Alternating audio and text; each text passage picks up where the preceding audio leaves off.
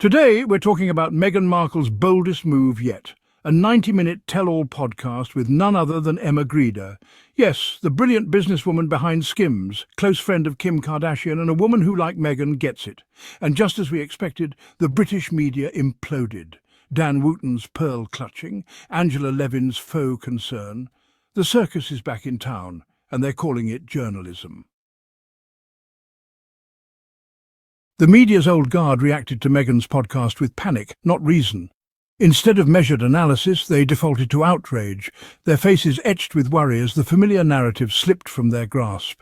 Commentators like Dan Wootton and Angela Levin rushed to discredit her, framing her honesty as an attack. They seemed almost threatened by her willingness to speak openly, as if her words alone could unravel years of carefully constructed stories.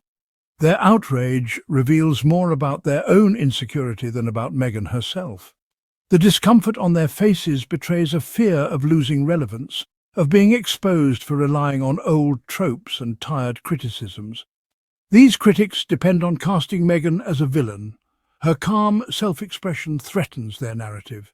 When she speaks with poise and clarity, it disrupts the drama they depend on to keep viewers engaged. When she speaks directly, their power to twist her words fades. The more authentic she is, the harder it becomes for them to spin her story into something it's not. Their frantic language, meltdown, attack, mirrors their own fear. These exaggerated headlines are less about Meghan and more about their own anxiety over losing control of the conversation. They can't accept that Meghan simply wants to share her story. Her sincerity challenges their assumptions, leaving them scrambling for new ways to undermine her credibility. The louder they shout, the more they reveal their desperation. Their raised voices and dramatic gestures are a last-ditch effort to hold on to an audience that is beginning to question their motives. The public is starting to see through the noise and listen to Meghan herself. More people are tuning into her side of the story, curious to hear her unfiltered perspective rather than the old guard's interpretation. The old guard's roar is a sign of fading influence. Their dominance is slipping, and the emptying newsrooms are a stark reminder that their era is ending. Change is coming, and they know it. A new generation is stepping forward, ready to tell stories with honesty and empathy, leaving the old guard's trembling roar behind. At the heart of this is the right to speak one's own truth. Meghan's story has long been filtered through tabloids and critics. Her podcast is a bold move to reclaim her narrative and speak directly to the public. She didn't attack or blame, she simply shared relatable struggles and ambitions. By grounding her story in universal themes, she invited empathy. This is a far cry from the caricature painted by her critics. Meghan's voice, finally unfiltered, challenges a system built on controlling stories. Her independence unsettles those who prefer her silent. Speaking for herself is her most powerful act.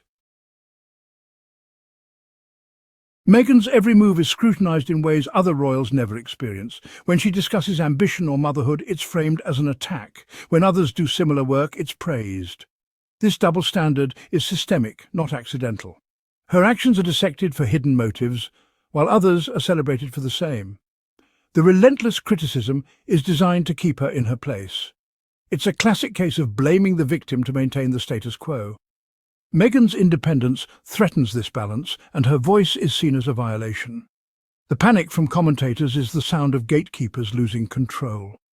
The public is beginning to question these unbalanced scales. That question alone is enough to shake the foundations of biased reporting.